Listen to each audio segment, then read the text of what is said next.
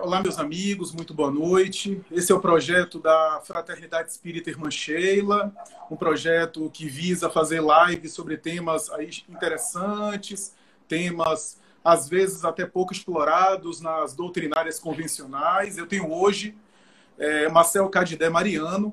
Marcel Cadidé Mariano praticamente dispensa apresentação no meio espírita, funcionário público estadual, bacharel em Direito, graduado em História, e a sua atuação no movimento espírita é por demais conhecida, não apenas em termos institucionais, na sua sempre colaboração e abnegação nas federativas, notadamente na Federação Espírita do Estado da Bahia, que eu conheço mais o seu trabalho e a sua dedicação, mas também na atividade doutrinária como orador espírita, não apenas nacional, mas internacional, e médium de faculdade mediúnica, que trabalha e tem uma larga aí folha de serviços, tanto em atividade e reunião mediúnica, como na área da psicografia. Para mim é um grande prazer, porque é uma das referências em termos de divulgação doutrinária dos nossos tempos, Marcel Cadidé Mariano. E antes de passar a palavra para Marcel, eu gostaria de já fazer uma espécie de provocação para que ele possa desenvolver o tema. Essa live é conhecida do público como sendo uma live mais interativa, mas eu gostaria de que Marcel priorizasse a fala dele, porque é uma oportunidade muito bacana de tê-lo aqui, orador espírita bastante requisitado. E eu gostaria só de começar, Marcel, lembrando alguns adjetivos de que Divaldo Franco muitas vezes foi envolvido ao longo da sua história apostolar, podemos dizer assim. Trator de Deus, dizia Chico Xavier. O trator desbrava terrenos, o trator gera aí o aplainamento e o descortinamento de novos terrenos e novas regiões, né? Não apenas trator de Deus, mas Chico Xavier, de maneira muito bonita, disse que ele trazia uma estrela na boca. Sueli Caldas Schubert chamou ele de o semeador de estrelas. Altiva Ferreira Noronha denominou de o peregrino do Senhor. E Miguel de Jesus Sardano chegou a dizer que ele era o apóstolo Paulo dos tempos modernos. E sobre isso, Marcel, quando eu li pela primeira vez a obra Paulo Estevão, uma das coisas que mais me emocionou e mais me tocou ao ler aquela obra-prima da psicografia de Chico, eu fiquei profundamente impactado com o apóstolo Paulo, já convertido e já na saga missionária cristã, indo para os países mais longínquos e as regiões as mais variadas, às vezes a pé, às vezes em cima de cavalo, às vezes de canoa, dormindo ao relento, para falar para 2, 3, 4, 5 pessoas. E quando eu li isso, e quando eu vi essa saga descrita por Emmanuel, eu fiquei profundamente impactado, tamanha abnegação do apóstolo Paulo descrito por Emmanuel. E eu não vejo uma tarefa assim semelhante na experiência atual, a não ser quando eu olho para Divaldo Franco. Quando eu vejo Divaldo Franco, eu me lembro dessa tarefa de viajar para as regiões mais distantes para falar para 3, 4, 5 pessoas e ser fomentador de uma mentalidade que Joana chama de a mentalidade do espírito imortal. Essa é a introdução que eu faço para passar para você, Marcel, e que você possa desenvolver. Divaldo Franco, 5 de maio, 1927, 5 de maio, 2020. O que é que você tem para falar para a gente? Você que tem uma convivência próxima com ele e que tem uma larga trajetória aí de troca, de compartilhamento e de convivência próxima com o médium e orador Divaldo Franco. Querido amigo Flávio Santos, nosso cordial voto de muita paz e de ótima noite. Quero agradecer o seu generoso convite e o convite da Fraternidade Espírita Irmã Sheila, que aprendi a amar esta veneranda instituição pelo trabalho nobre e diamantino que vem sendo realizado junto a milhares de corações que aportam naquela casa como aves feridas, como pessoas sedentas de conhecimento, como esponjas porosas atrás do entendimento acerca dos problemas do destino, do ser e da vida. E ali encontram lúcidas respostas junto a trabalhadores bem qualificados e bem preparados da Seara Espírita. A todos os internautas que nos estão acompanhando, formulamos votos a Jesus que nos dê e nos mantenha em sua doce paz.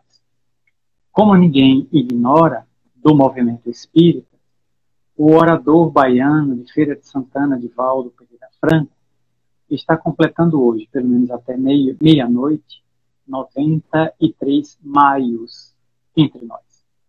Desses 93 maios que ele viveu, ele tem 75, 76 de dedicação integral ao movimento espírita. Nascido em Feira de Santana, em 1927, naturalmente que aqueles que assistiram o filme alusivo à vida dele, que foi lançado no dia 5 de setembro do ano passado, eu ainda carrego aqui no pulso as fitas que foram colocadas lá no Shopping Barra. E, seguindo a tradição baiana, a fita não deve ser tirada.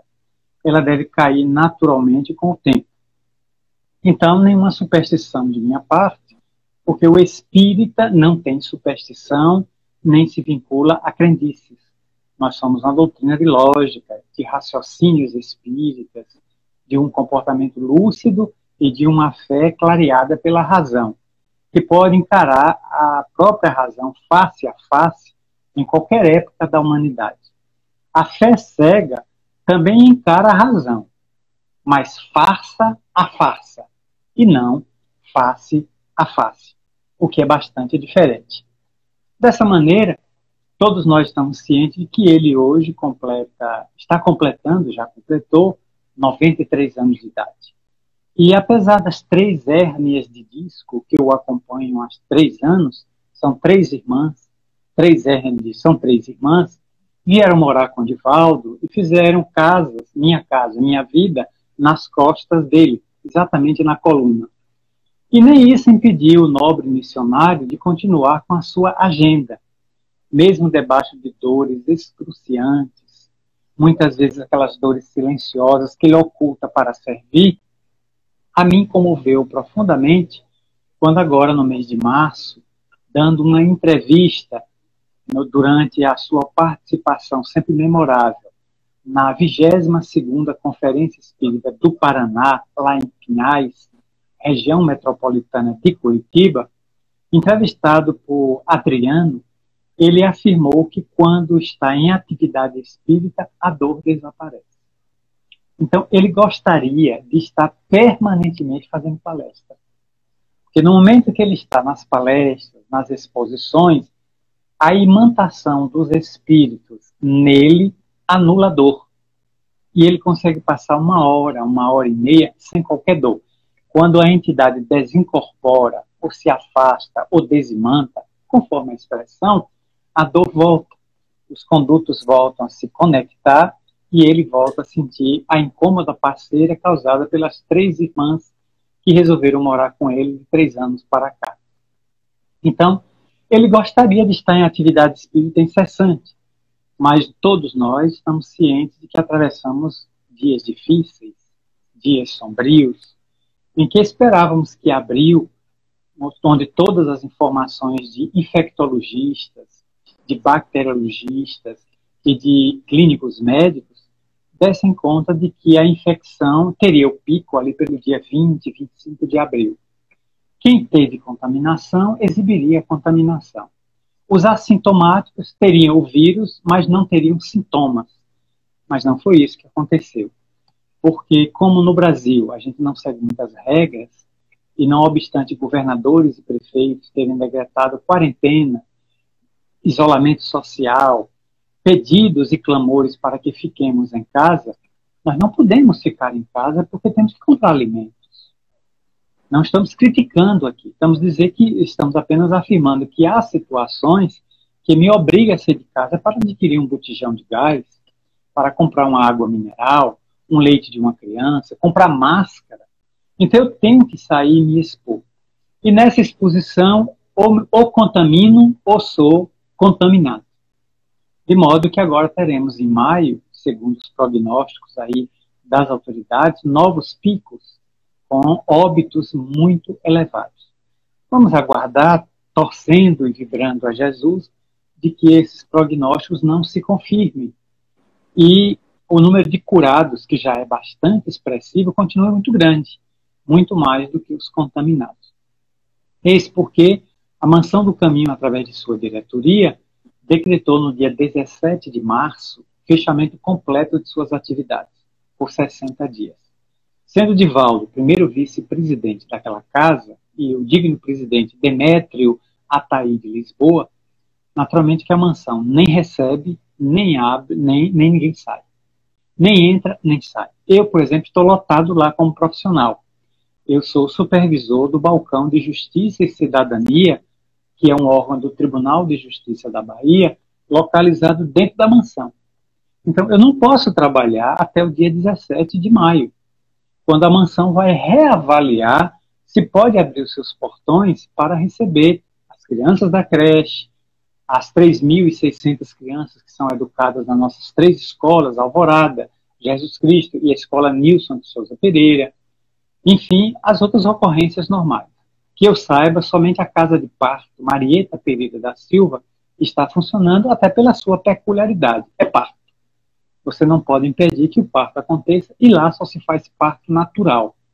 Se o parto for diagnosticado pelos médicos como requisitando fórceps ou mesmo cesárea, a parturiente é colocada numa ambulância e levada para alguma clínica, para alguma maternidade conveniada, pública ou privada, a fim de que tenha lá a sua criança na segurança prevista pelos médicos. Então, Divaldo está em quarentena. E, recentemente, ele esteve adoentado, com quanto pouca gente saiba. Ele teve um distúrbio estomacal intestinal e passou 5 dias de cama. Mas aquele homem se afigura a própria reencarnação da fênix, a mitológica ave grega que se refazia todas as vezes que virava cinza. Ela envelhecia e no envelhecimento ela se derretia transformando-se em cinza. E quando a cinza estava no vaso, ela se reconstituía nascendo uma nova fênix inteiramente restaurada. Então é um homem que tem uma capacidade impressionante de se reinventar, de se ressignificar e de se recuperar das problemáticas. Nessa mesma entrevista que ele deu no Paraná, que aqui destaca, ele falou que em recentes exames médicos como cardiologista, foi apontado que ele tem um coração tão saudável que poderia levá-lo tranquilamente a 110 ou 120 anos de vida. Como nós sabemos de que ninguém morre de coluna, coluna causa dor, mas não mata, ele está se preservando do coronavírus, dentro do isolamento lá da mansão com os internos. Quem não saiu ficou lá, quem está de fora não pode entrar. Todas as atividades sociais estão suspensas, são quase 6.000 pessoas atendidas por dia, que estão aguardando. Então imagina o transtorno dessas famílias que não recebem pão, que não recebem as cestas básicas, cujos filhos não estão na creche, mas também não estão na escola, porque estão dentro de casa. Estamos todos reféns. E eu estou sonhando o dia em que a justiça possa me decretar o regime semiaberto. O regime semiaberto para mim também, que é um pouco sair de casa. Quando a justiça decretar isso, como hoje eu conversei com a doutora Gardênia Duarte, ilustre desembargadora, e ela deu muito risada com o meu pedido. Doutora Gardênia, se cair um habeas corpus para a senhora, me dê pelo menos regime semiaberto, eu quero ir na esquina fazer alguma coisa. E ela riu e disse que decretaria realmente minha semi-liberdade. Então, esse homem notável, incansável, depois de 75 anos, anunciou para hoje, daqui a pouco, e já estamos replicando, às 19h30, daqui a pouco mais de 70 minutos, nós teremos Divaldo num live, lá diretamente dos estúdios da Mansão do Caminho, onde ele vai fazer uma palestra, como fazia habitualmente, que hoje, terça-feira, se estivéssemos presencialmente, a mansão estaria absolutamente abarrotada, porque coincidiu a doutrinária de terça-feira com a data de aniversário dele. Na impossibilidade de termos a presença e estarmos presentes junto com ele, então o teremos virtualmente. E ele vai anunciar o lançamento do seu último livro mediúnico, Vidas Vazias, da autoria do espírito Joana de Ângeles. É curioso, Flávio, e a quem está me ouvindo, E frequentemente eu sou sondado pelo país, já que viajo muito, viajo mais de 180 dias por ano, e pessoas me perguntam se Joana de Ângeles está reencarnada. É uma pergunta frequente e recorrente. Naturalmente que eu digo que, enquanto Divaldo estiver na Terra, a possibilidade mais provável é que ela esteja no mundo espiritual. Porque senão Divaldo estaria desguiado, ou seja, sem guia. O guia já voltou e o protegido ficou desguiado. Ora, nós sabemos que ninguém fica desguiado, porque Divaldo, numa altura dessa do campeonato da vida, já se autoguia. A maturidade, a experiência dos anos, já dá a ele condições totais, como era o caso de Chico, que ficou sem guia 2 anos. Porque, segundo a informação do próprio Chico, se Emmanuel reencarnou no ano 2000 e ele desencarnou em 2002, então Chico ficou 2 anos sem guia. Porque esse rapaz, que seria Emmanuel reencarnado, está hoje com aproximadamente 20 para 22 anos de idade. Já é um pleno adulto. Esteja onde ele estiver. E nosso movimento é muito fértil de especulação, mas é muito pobre de estudo. É muito pobre de análise. É muito pobre de autocrítica, de exame mais cauteloso, porque em cima de especulações, só pode se fazer especulações. Você não tem como penetrar um campo do sexo dos anjos. Os anjos têm sexo, nem a igreja sabe disso. Quem sou eu, então, para dizer se os anjos têm sexo? Porque não existe anja. Sempre existiu anjo. Então o céu é um clube do Bolinha. Não há Luluzinha. Que não há anja. Só há anjo. Então, consequentemente, as pessoas me perguntam e eu digo, olha, imagina que Joana ainda está no mundo espiritual. A prova cabal disso é que ela está publicando um livro. Alguém poderá dizer, sim, mas ela pode ter escrito encarnada? Olha, poder pode, mas a resistência de você sair de um corpo para utilizar o médio que você utilizou por 75 anos para escrever é muito mais difícil. Eu não creio que os espíritos superiores gostem de coisas difíceis. Se ela pode estar no além, ainda escrevendo, ela não responde porque isso não é matéria para ela responder, nem perder o tempo dela respondendo a que fica indagando se ela reencarnou ou não. Então o livro sai hoje, logo logo saberemos a forma de adquirir, provavelmente pelos correios, porque livrarias ainda estão fechadas, e eu que trabalho na Federação Espírita do Estado da Bahia há 37 anos, sei que a livraria da Federação ainda não tem esse livro. Aliás, ninguém tem. Só quem tem é a Leal, a Livraria Espírita Alvorada, que é editora da Mansão. Mas vamos ver como é que vai haver a distribuição desse livro para venda junto ao público.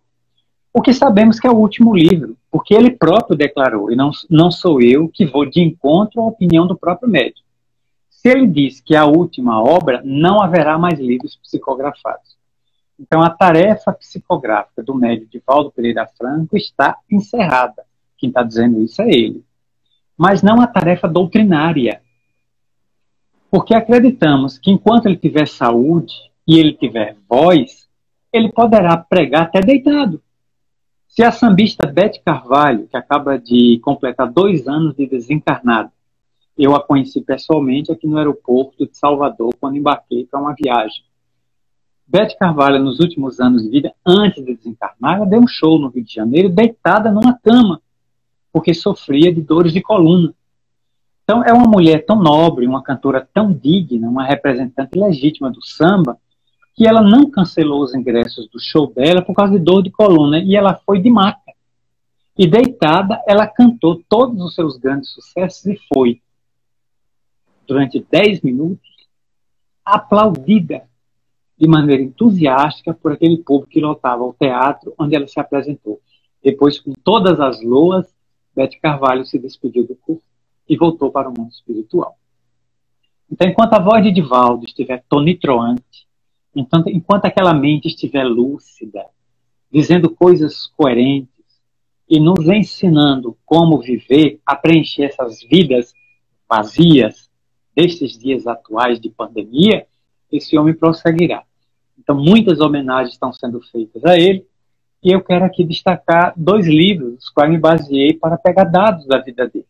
Primeiro, Ana Lande, a jornalista Ana Lande, que é dona de uma editora, a editora Bela, Bela Editora. Ela pediu permissão a Divaldo para escrever essa biografia e ele relutou durante mais de 2 anos, até que autorizou. É uma biografia eminentemente jornalística, porque não sendo ela espírita, ela não fez apologia da nossa doutrina. Ela retratou a vida do médium, a vida pessoal dele, onde ele anda, o que ele faz, quais os desafios nas viagens que ele enfrentou, as intempéries, as mudanças climáticas, as doenças que o acometeram ao longo de uma existência. Ele sempre foi um homem muito saudável, mas aproximadamente de 5 anos para cá, 2015, 2014, ele passou a apresentar fragilidades físicas. Em 2015, por exemplo, ele teve pneumonia e teve que abortar uma turnê que estava fazendo pela Europa, em Portugal. E veio, por orientação do Dr. Bezerra de Menezes, direto para o Brasil. E aqui ele ficou 60 dias com a sua agenda inteiramente cancelada, fez tratamento com o Dr. Roberto Calil no Hospital das Clínicas e no Hospital Sírio-Libanês, em São Paulo, um dos maiores médicos do Brasil e uma das maiores vozes autorizadas em medicina do mundo. E depois ele se recuperou aqui em Salvador durante 60 dias, onde a ordem do Dr. Roberto Calil foi boa alimentação, muito repouso e silêncio. Cale sua boca. Porque se você está com pneumonia, você não pode forçar os pulmões. Durante 60 dias, ele compareceu a todas as reuniões da mansão. Ele foi a todas, não falava. Ele abria a reunião, fazia prece, depois passava a palavra para o orador. Eu próprio fiz 3 palestras na frente dele. Aí eu pergunto a quem está me ouvindo, não é fácil o discípulo falar na frente do mestre. É muito difícil o aluno proferir uma aula na frente do venerando Lente, altamente qualificado, o maior orador do mundo do meu lado, e eu ter que levantar para fazer uma palestra com aquele olhar dele, puxado, levemente puxado, me observando inteiramente. Então foi uma experiência que me marcou muito, porque numa dessas quintas-feiras em que fiz palestra ao lado dele, e somente eu e ele na mesa da mansão, eu fiquei tonto. Uma certa vertigem tomou conta de mim, como se eu tivesse labirintite. E a vertigem começou por volta de 8h15 e perdurou até as 9 horas. Então, 9 horas, quando eu terminei a palestra, devolvi a palavra a Divaldo para alguns avisos terminais da casa, eu estava tonto. Mas era uma tontura em que eu sabia exatamente onde eu estava. Continuei tonto, ele deu os avisos, fez a prece de encerramento, e quando sentou-se ao meu lado, cada um de nós abriu um copo de água para beber, e eu disse a ele, Di, eu estou me sentindo tonto, como se eu estivesse fora do corpo. Ele sorriu e disse, claro, meu filho, é porque desde 8h15, Joana de Andes está sendo incorporada em você, proferiu a palestra por seu intermédio. Então, é um aspecto que destaco aqui dentro da área da mediunidade, sem qualquer louva minha à minha pessoa, descolorida e imprestável, cujo valor reconheço não ter, mas para destacar a vibração desta mulher desencarnada como é alta. Flávio, conto para você aqui que passei a noite sem dormir, porque saí da mansão e vim para meu apartamento e até as 4h15 da manhã eu rolei na cama em êxtase. Meu estado de êxtase era tão grande, meu perispírito estava tão dilatado, que eu não consegui repousar. Somente às 5 da manhã foi que eu repousei. Quando meu perispírito voltou à sua insignificância habitual, corriqueira. Aí que eu me senti eu mesmo e pude repousar por 2 horas e às 7 horas eu fui trabalhar, sem qualquer prejuízo para a sexta-feira. Eu estava plenamente ativo, acordado, de mente lúcida. Como é que eles conseguiram fazer isso? Eu sei que eles sabem fazer isso. Então a convivência de 37 anos com ele, porque eu conheci muito jovem. Eu tinha 16 anos de idade quando ele foi a Juazeiro, minha cidade natal, pela primeira vez. E eu fui chamado ao palco para compor a mesa e fiz a prece de abertura de uma conferência que sacudiu o Juazeiro. Ele falou sobre a reencarnação no Cine Teatro São Francisco, de saudosa memória que já não existe mais. Hoje é uma loja. E, ao longo dos anos, manteríamos contatos epistolares, carta. Ele sempre gostou de escrever, eu também. E nos últimos 12 anos, ele me convidou para ir trabalhar dentro da mansão e me alistar como voluntário e sócio, associado, com direito a votar e ser votado. Então, sou trabalhador efetivo daquela casa há 12 anos, tenho feito várias viagens com ele, inclusive pela Europa. Em outubro do ano passado, ele estava fazendo uma turnê por 6 países e eu por 5. E nos encontramos de maneira muito, muito bonita, muito graciosa, na cidade de Verdun, na Suíça, a cidade onde o jovem menino Rivail foi educado por Pestalozzi dos 9 aos 16 anos.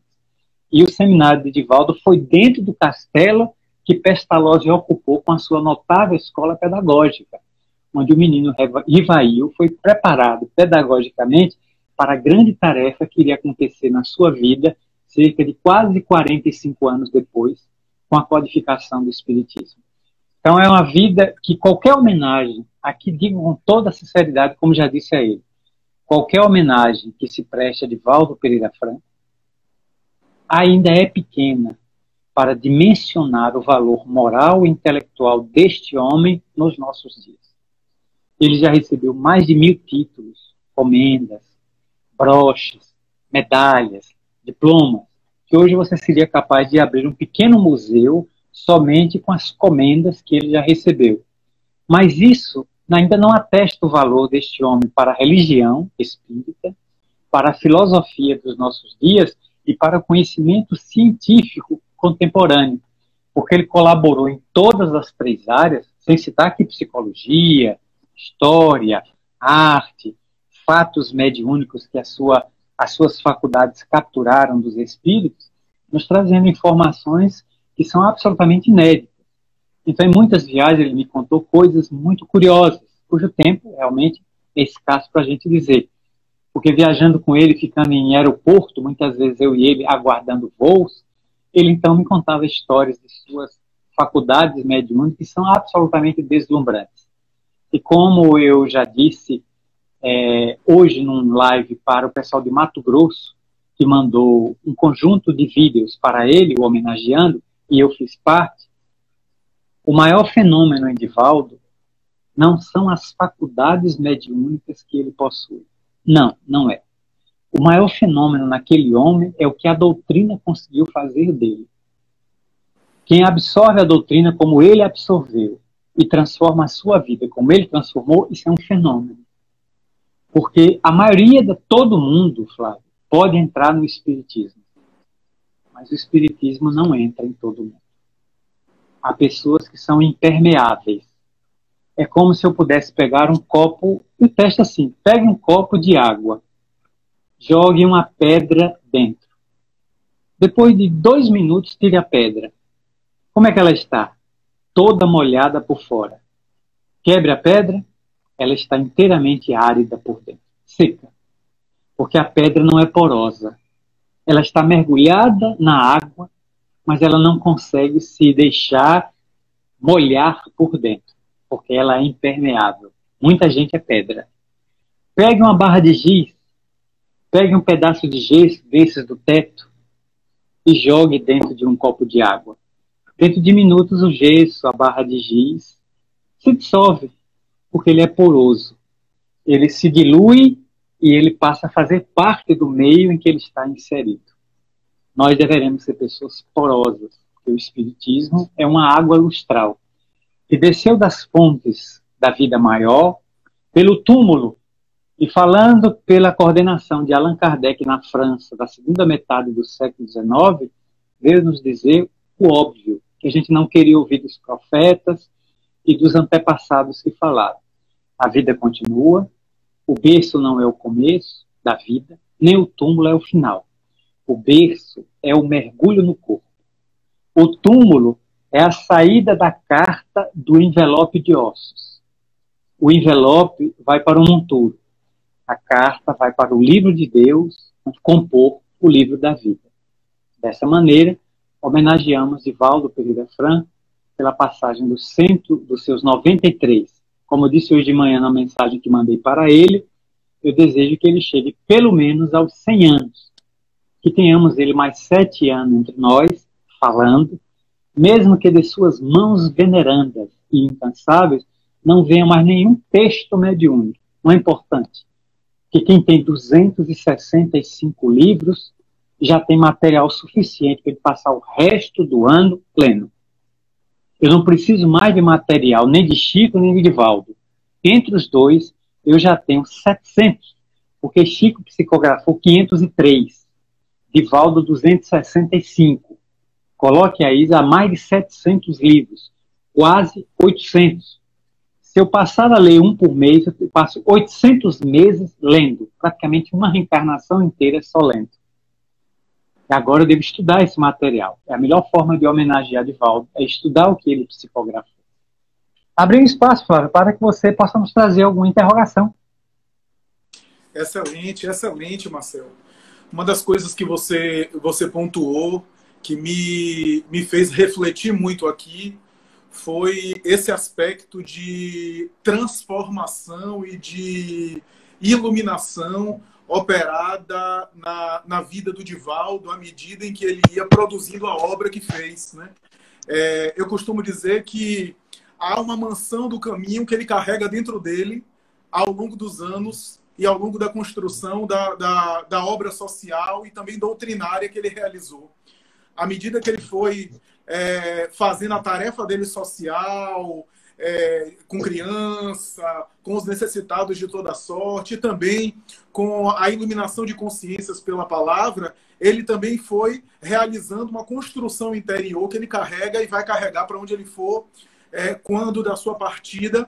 E eu também faço das minhas palavras que seja demorada essa partida, que não seja logo. E aí eu fiquei pensando aqui, Marcel, dentro desse raciocínio que você fez, eu fiquei pensando, outros médiuns com faculdade mediúnica bastante predominante, bastante ostensiva e contundente, surgiram na Terra, alguns que ficaram na história, outros não tão famosos, e que do ponto de vista da faculdade mediúnica, se assemelha aos potenciais. O que fez Divaldo ser Divaldo, até examinando um pouco a biografia dele, porque o início da biografia dele não se caracteriza propriamente a semelhança de Dona Ivone, por exemplo, numa saga missionária. Ele passava mal-estar, ele teve uma obsessão cruel, ele chegou a ficar às portas da ideação suicida por causa de um fenômeno obsessivo, e assim por diante. O episódio do Máscara de Ferro é muito conhecido, né, entre os espíritas, mas aquilo que ele fez da vida dele ao longo da trajetória dele, né? E aí eu lhe pergunto, Marcelo, você que tem realmente uma proximidade com ele, isso chama muita atenção dele. Eu, Marcelo, quando comecei quando eu conheci Divaldo, teve até uma pessoa da Mansão do Caminho que trabalha na mansão, que publicou, que assistiu e que compartilhou um vídeo que recentemente o acervo histórico da Mansão do Caminho disponibilizou, e ela tirou a foto e mandou para mim. É uma palestra que ele fez em 2001. Eu tinha 17 anos, 16 para 17 anos, e eu apareço no público, eu nem sabia desse vídeo. E ela fotografou, e aí eu fiquei buscando, né, nos meus arquivos o que é que eu tinha. Infelizmente, muita coisa eu não registrei, mas eu me lembro que eu conheci Divaldo numa fita VHS. Os mais jovens, depois procurem no Google o que é isso. Uma fita VHS, onde eu vi uma palestra dele da década de 90 na Sociedade Hebraica do Rio de Janeiro. E ele falando sobre alienações mentais, né? E aquela palestra dele me impactou. Eu já estudava a codificação, mas os raciocínios que ele fez, a conexão com a literatura mediúnica de Chico e do próprio Filomeno sobre o tema me impactaram profundamente. E eu confesso que a partir dali ele se tornou uma das grandes referências, né, de minha existência em termos doutrinários, né? A sua lucidez, mas sobretudo o que eu percebo nos detalhes do Divaldo, Marcel, é que ele não é apenas um grande comunicador, um grande líder, mas nos detalhes do dia a dia, e você tem muito mais depoimento e relatos pessoais do que eu para falar, no dia a dia ele demonstra uma grandeza sem tamanho. Eu certa vez estava na Mansão do Caminho, ele acabou uma palestra e ele olhou para o companheiro que estava do lado, que é um companheiro amigo nosso em comum, do meio espírita, e ele humildemente perguntou: o que é que você achou? Tem algum erro? Tem alguma coisa para corrigir? Né? Ele, aquela referência toda, ele sempre se colocava dessa forma, né? Sempre se coloca dessa forma. Eu lembro que o Luciano dos Anjos, em um dos livros, disse: um dia eu visitei ele na Mansão do Caminho e ele me chamou para a mesa e, para minha surpresa, passou a palavra para mim. E eu fiquei desconcertado com aquela situação, como você falou aí na sua experiência. Então, esse Divaldo do dia a dia, que você deve ter muita riqueza para compartilhar, né? Muitas histórias, muitos episódios do cotidiano, é que demonstra a espiritualidade dele, assim, no trato com as pessoas, né, Marcelo? Perfeitamente, Flávio. Na convivência, posso dizer que em 2015, 5 anos atrás, ele precisou viajar para um seminário em Fortaleza. E na ocasião não tinha ninguém para acompanhá-lo, porque a pessoa que ia acompanhar era Lucas Milagre, neto de Sueli Caldas Schubert e hoje funcionário da mansão. Mas o Lucas estava, na época, em vias de preparação para o casamento dele, não pôde ir. A segunda pessoa era o Dr. Juan Danilo, mas o Dr. Juan Danilo estava na época de mudança de Quito, no Equador, para o Brasil, e tinha viajado para pegar alguns objetos pessoais, a esposa, tomar algumas providências na única casa espírita do Equador, que funciona na capital e que ele fundou, o Grupo Espírita Joana de Ângeles. Então, o pedido de Divaldo recaiu em mim. Mas como era durante dias da semana, terça, quarta e quinta, eu tive que pedir permissão ao desembargador do tribunal ao qual estava vinculado à época. E o desembargador, graças a Deus, espírita, teve um encontro com o Divaldo. Então o Divaldo olhou para ele e disse: "O senhor libera o seu assessor para viajar comigo, porque eu já na idade que então não posso mais correr risco de tomar uma queda, a primeira hérnia de disco já tinha se implantado, e depois chamaria as duas irmãs infelizes que vieram atormentar a vida dele até hoje, né? As hérnias." E aí eu viajei com ele, fui liberado 3 dias.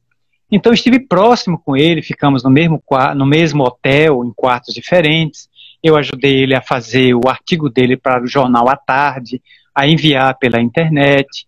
Eu tomei o lugar dele para fazer o mesmo percurso que ele ia fazer entre o quarto e o palco, para evitar que ele subisse e descesse escadas. Eu controlei o acesso de pessoas a ele. A questão de fotografia, que ele não aprecia o flash ligado, porque muito flash, isso acaba danificando a vista dele. Então ele pede que todo mundo tire o flash. Eu tive que avisar todo mundo que tirasse o flash. E aí controlei aqueles excessos de pessoas muito entusiasmadas que se aproximam dele e às vezes você pode correr até de derrubá-lo. E aí tivemos muita proximidade, porque fiquei no aeroporto de Salvador, no aeroporto Pinto Martins, em Fortaleza, e também no regresso, quando eu entreguei a Otaviano, filho dele, que foi recebê-lo. Então, ele me contou muitas histórias dentro do avião. Há determinados assuntos que não posso trazer à baila, porque são de natureza muito confidencial, de natureza muito pessoal. Se ele um dia vier a revelar, é uma questão dele. Mas eu vou fazer o papel de túmulo. Ou seja, vai morrer comigo certas informações que ele me contou acerca do movimento espírita, acerca de certas personalidades da história que merecem, por enquanto, serem resguardadas. Então, são histórias muito ricas que eu tomo para a minha própria edificação pessoal. E uma coisa é clara: Divaldo me disse recentemente que gostaria de ser lembrado pela persistência e pela perseverança. Ele pode até ter errado. Quem é que não errou na vida? Ele pode até ter se equivocado. Quem é que não se equivocou na vida? Quem tiver isento de erro, que atire a primeira tijolada, que atire a primeira pedra. Certamente, como moço, ele talvez tenha cometido algum deslize que ficou lá no passado, mas ele foi perseverante em tentar acertar. Então ele disse a um grupo de amigos que eu estava presente: recordem de mim como uma pessoa perseverante. Eu tentei acertar. Eu tentei seguir Jesus. Eu tentei me enquadrar na doutrina do Cristo e no pensamento de Kardec. Se não conseguir, o problema não é da doutrina, o problema é meu. Aliás, o problema é sempre do profitente. Nenhuma religião tem problema. Quem tem problema são os religiosos. Religião é uma coisa imaterial. A religião é um conjunto de princípios. E todo o conjunto de princípios das religiões na Terra é bom. Leia-se o Alcorão e você encontrará grande beleza. Leia o Torá de Moisés e ali está coisas lindas. Leia o Bhagavad Gita, o Zen de Avesta, o Mahabharata, o Livro dos Espíritos, a Bíblia. Lê o que você quiser, está cheio de coisas lindas. Agora, os cristãos, os maometanos, os muçulmanos, os judeus, têm muitos problemas, porque não se consegue penetrar a essência da doutrina que se abraça. Muitos adeptos da nossa doutrina conhecem muito pouco o Espiritismo. Estão dentro do movimento, mas o Espiritismo não entrou nessas almas, porque eles não querem compreender, porque o Espiritismo tem um efeito colateral terrível, Flávio. É arrancar de você a culpa e instalar responsabilidade. Isso é péssimo. Porque enquanto eu sou culpado, eu posso terceirizar a culpa para Satanás, para o governo, o presidente da república é o culpado, o ministro tal, o prefeito, o governador. Eu boto a culpa no diabo, eu boto a culpa no obsessor. Eu terceirizo a culpa, porque tem lei de terceirização. Basta eu transferir para terceiro a culpa. Mas responsabilidade não tem como. Responsabilidade é sua. Se eu lhe peço um relatório, é você que tem que produzir o relatório, não terceiros. Porque é você que conhece a matéria. Se você não faz, negligente você é. Desidioso você é. Então você não é responsável, você é irresponsável. Então o Espiritismo vem trazendo a doutrina da responsabilidade, substituindo a culpa milenar, a culpa oriunda do paradigma de Adão e Eva, da mitologia de Adão e Eva, e naturalmente é uma doutrina que tem muitos simpatizantes, mas poucos adeptos. Os adeptos são poucos, os simpatizantes, os neófitos são muitos. Então se vê o diferencial da vida dele. Eu costumo dizer que depois que conheci o Espiritismo, eu, Marcel, nunca mais eu pude pecar em paz. Por quê? Porque é uma doutrina que, ao entrar-me na alma, despertou minha consciência. Então agora tudo que eu faço, a consciência acende um sinal vermelho. Como a me dizer, você vai fazer isso? E eu respondo com meu livre-arbítrio, vou. Você sabe as consequências disso? Sei. Se são ruins, você ainda vai insistir? Aí eu desisto. Então o Espiritismo não é uma doutrina consoladora. O Espiritismo é uma doutrina perturbadora. Por que ela é perturbadora? Porque ela arranca você da zona de conforto, arranca você das sombras e ilumina sua sombra, ilumina seu ego, para que você possa despertar o self. Você, como psicólogo, sabe muito bem disso. Isso aqui é um aventureiro nessa expressão. O self deve vir à tona não para matar o ego. O ego deve estar a serviço do self. O self surge e domina a minha razão para educar, domesticar a fera que é o ego. A doutrina vem para nos educar, não para espiritizar. Ela vem para nos espiritualizar. É diferente. Espiritizar é tornar você espírita, lhe dar um rótulo. Porque eu, Marcel, não sou espírita. Eu estou espírita. Eu sou espírito imortal. Porque isso é minha essência. Fora do corpo, dentro do corpo, eu sou um espírito imortal. Nesta reencarnação, estou homem, estou advogado, estou funcionário público, estou proprietário de um apartamento. Tudo isso é estou, porque isso é transitório. Isso eu tenho momentaneamente e daqui a pouco sai de minha mão. O que é que eu sou? Um espírito imortal, eu sou filho de Deus, eu sou uma alma reencarnada na Terra, um aprendiz da vida. A doutrina me dá a dimensão da minha pequenez. E se eu concebo a minha pequenez, eu começo a ver o quanto me falta para ser um gigante. Ainda sou um pigmeu, mas vou lutar, e Divaldo se colocou nisso, de maneira tenaz. E para isso ele pagou um preço. Não formou família, não teve filhos biológicos. Suas noites foram indormidas atendendo a massa de aflitos. As inúmeras viagens, quanta gente já me perguntou, quando você vai à Europa, o pessoal lhe envia classe executiva? Eu disse, eu nunca nem entrei na classe executiva dos aviões da TAP, ou da KLM, ou da Lufthansa, das empresas que eu vou na classe econômica. Eu vou onde meus anfitriões me mandam, no avião que eles adquirirem. E muitas vezes eu passei 5 noites na Europa sem dormir. Por quê? Porque os meus voos de deslocamento de um país para outro eram à noite. Porque os voos noturnos, lá chamado Corujão da Madrugada, são voos mais baratos. Então os companheiros adquiriram nesses voos e eu me adaptei. Foram 5 noites sem dormir. Paguei o preço, mas que eu estava a serviço do Cristo. E aí, como você se referiu ao livro Paulo e Estevão, veio à minha cabeça. Qual foi o preço que Paulo pagou para levar a mensagem para os não-judeus, os gentios? Ele tomou açoite, ele passou 2 anos preso em Filipos, numa cadeia, ele foi picado de cobras venenosas, ele dormiu em grutas, ele dormiu ao relento, ele comia mel com gafanhoto misturado com farinha, era o alimento da época, e esse homem peregrinava a pé. Há informações de que Paulo de Tarso percorreu durante a sua vida 25 mil quilômetros a pé. 25 mil. Hoje eu vou de avião, já andei de trem-bala entre Viena, na Áustria, e Vorarlberg, um trem que vai a 250 km por hora. Passei pela cidade onde nasceu Mozart, Salzburgo, vi a cidade à distância e tenho vontade de um dia voltar lá para visitar o túmulo onde esteja Wolfgang Amadeus Mozart. Eu durmo em hotéis, eu durmo em residências com todo luxo, com ar-condicionado. De que é que eu posso me queixar? Se hoje, 2000 anos depois, eu tenho muito mais facilidade do que Paulo, do que aqueles apóstolos, aqueles homens que caminhavam por aquelas estradas ermas e áridas para levar a mensagem do Cristo. De que é que nós estamos reclamando?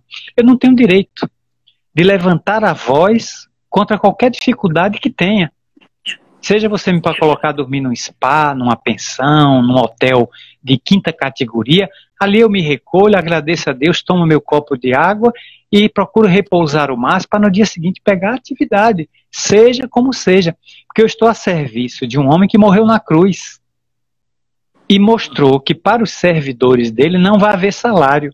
Na empresa de Jesus, você sempre é admitido, tem sempre vaga, nunca falta emprego na empresa de Jesus, mas não tem salário. E mesmo que você caia, o patrão lhe reabilita para você continuar servindo. E se você cair de novo, o patrão lhe coloca. Mas nunca você é demitido. Quem se demite da obra e da empresa de Jesus é o próprio servidor, que dela se afasta para atender a estranhos interesses da estrada. Então faça esses comentários aqui para tentar clarear o seu posicionamento de como essa vida foi rica e continua rica. Agora paira uma dúvida. O que será do movimento quando Divaldo partir? É verdade, Marcel. E, Marcel, estamos aí já caminhando para o final, né? Eu vou passar você para as considerações finais, mas é tanto assunto, eu fico aqui lhe acompanhando, empolgado para agregar alguma coisa, mas eu gostaria de não passar por esse momento com você, e talvez você possa, mesmo que de maneira muito econômica, porque demandaria mais tempo, mas mesmo de forma sucinta, comentar uma coisa que me sensibiliza muito, que é o combate do qual Divaldo até hoje é vítima, né? Divaldo é combatido não apenas por desencarnado, porque isso, na entrevista que você citou lá na Federação Espírita do Paraná, ele refere-se a algumas experiências nesse sentido, mas também é combatido por encarnados, por aqueles que antipatizam no meio espírita, por espíritas. As palavras dele, em alguns momentos, são distorcidas. E eu me lembro, Marcel, isso daqui não é nenhum segredo, porque agora já é revelado na biografia de Ana Lande, mas eu me lembro que você deve saber do episódio de 1961, 62, Opúsculo de Garça. Eu não vou aqui revelar e colocar todo o detalhe daquela história, porque é lamentável, e as pessoas ficam repisando esse momento que o próprio Divaldo teve a grandeza de ocultar. Só para o público em geral, eu quero dizer o seguinte, a amizade de Divaldo com Chico Xavier foi uma das coisas mais bonitas de parceria dos dois. Infelizmente, algumas pessoas, inclusive alguns companheiros de trabalho do próprio Chico, resolveu levantar determinadas intrigas, e à época houve uma espécie de rompimento, não por vontade dos dois, e Ana Lande coloca assim, que quando ele estava fazendo uma viagem turnê por Belo Horizonte, querendo passar em Uberaba para visitá-lo, sabendo do que ocorreu, porque houve um grupo de espíritas que começaram a combatê-lo, e ele foi informado. Ana Lande escreveu assim: Divaldo teve uma sensação de que ele ia morrer, uma sensação que ele estava morrendo naquele momento. E esse episódio de 61, que se prolongou, ele se refere de maneira muito discreta, e a mim me admira muito, Marcel, ele ter ocultado o tempo todo, passado na época como se fosse alguém que plagiou as mensagens psicografadas por Chico. Esse assunto hoje já é público. Alguém que, na verdade, estava distorcendo, e não é verdade. E, para não entrar em polêmica, ele optou por um silêncio, que à época ele foi vedado da FEB nas suas psicografias, para amainar os temperamentos, e permaneceu em silêncio, demonstrando a sua grandeza moral. E o tempo fez justiça à tarefa dele e à grandeza dele como missionário, né? Eu queria que você fizesse as considerações finais e comentasse um pouco sobre essa grandeza dele nos combates. Isso você tem razão, e eu quero me valer aqui sinteticamente de que todo homem e toda mulher ilustre, toda pessoa que produz alguma coisa no bem, terá inimigos. Sempre você terá adversários. Mas o importante não é você ter adversários. O importante é você não ser adversário de ninguém. Porque se alguém é inimigo seu, de quem é o problema? É do inimigo seu. Ele não dorme, ele vai pegar varicocele, ele vai ter coceira, ele vai ter alergia, ele vai ter hemorroida, ele vai ter uma série de problemas, porque o ódio nele, a você, vai adoecer o organismo dele. Você dorme em paz. Mas quando você é que odeia e tem alguém como inimigo, o problema é seu. Então ter inimigos é normal. Ser inimigo e ser espírita é que é incompatível. E um filósofo do passado, não sei se foi Sêneca ou foi Aristóteles, afirmou: você quer se livrar dos inimigos? Você quer acabar com as críticas a seu respeito? Siga as seguintes regras: não faça nada, não pense nada, não diga nada e não seja nada. Na hora que você fizer essas 4 coisas, seus inimigos acabam. Você não vai ter mais inimigos na Terra. Basta que você seja a titica da bagaceira, das fezes, da bactéria, do cavalo, do bandido. Deu para entender, não deu? Quando você for nada, um zero à esquerda, além do 000, você nota que os inimigos vão bater em retirada, não fica um. Enquanto você produzir alguma coisa, enquanto você plantar uma flor, enquanto você estancar uma lágrima, ajudar uma criança, ajudar um velho a atravessar, ou um cego, um invidente, a rua, você terá quem lhe critique, quem lhe combata. É natural. Então, Divaldo tem muitos adversários. Eu fico sempre dizendo, coitados desses adversários. Porque qual é a finalidade do martelo? É fazer o prego ficar firme. Quanto mais o martelo bate no prego, mais ele entra na madeira e fica firme. Sem o martelo, o prego ficaria do lado de fora, não serve para nada. Então, Divaldo cresce na medida que o atacam. E ele vai progredindo. Então, faço homenagem ao homem cuja doutrina reformou, ao médium que se dedicou a vida inteira a socorrer os outros, à pessoa humana que renunciou a todos os prazeres típicos da matéria, casamento, filhos, viagem, lazer, para se dedicar de suas forças, ele e Tio Nilson, exclusivamente ao trabalho de dignificação de tantas vidas. Ele adotou 682 pessoas, registrou em cartório em seu nome. Nenhum biológico, mas 682 filhos adotivos. Tio Nilson, um número expressivo também. Quem é capaz de fazer isso hoje? Tem gente que não adota nenhum bicho, nem um hamster, nem um gato, nem um cachorro que vive doente pela rua. Imagine adotar pessoas, educar essas pessoas e fazer homens e mulheres de bem, não espíritas. Porque muitos não são espíritas, não militam na mansão, seguiram outras doutrinas. Mas o importante não é fazer de meu filho espírita, é fazer de meu filho ou de minha filha uma pessoa de bem, proativa na sociedade onde está inserida. Então a minha homenagem a ele, a minha gratidão a você e ao FEIS por ter aberto essa possibilidade, esse canal para a gente dialogar nesses dias de impossibilidade presencial. Desejar a todos votos de muita paz, que todo mundo permaneça em casa, que sintonize com as autoridades sanitárias, públicas, de saúde, até que o momento seja adequado para que a gente sair, porque o abraço que eu não estou lhe dando agora, Flávio, vou lhe dar. Não seja nesse momento. O abraço virá. Por enquanto, é cotovelo com cotovelo, né? O olhar com olhar, mas depois a gente se encontra. Depois a gente se abraça e tira todo o atrasado. Funde o perispírito no outro. Porque quem se ama, quem se gosta, não tem distância. Nem a morte mata os afetos. Pelo contrário, quem parte aguarda quem vai partir para receber em cânticos de louvores, como diria Alta de Souza. Rasgaram-se os véus da noite. Novo dia amanhece. Viajou, descansa em prece, ao lado da própria cruz. Porque no horizonte rebrilha qual estrela matutina, pois a morte descortina dia novo com Jesus. Muito obrigado. Marcel, muito obrigado, foi excelente. O Instagram já está notificando que a gente tem 40 segundos. Gostaria de expressar, e eu posso dizer em nome do Sheila, expressar a minha gratidão.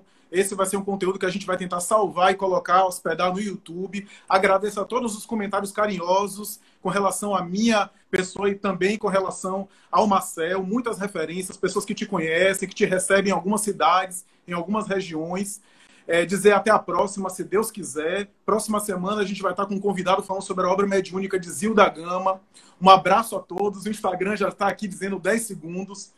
Um abraço a todos. Muito obrigado. Grande abraço. Muita paz. Felicidades a todos. Tchau, tchau, Marcelo. Um abração.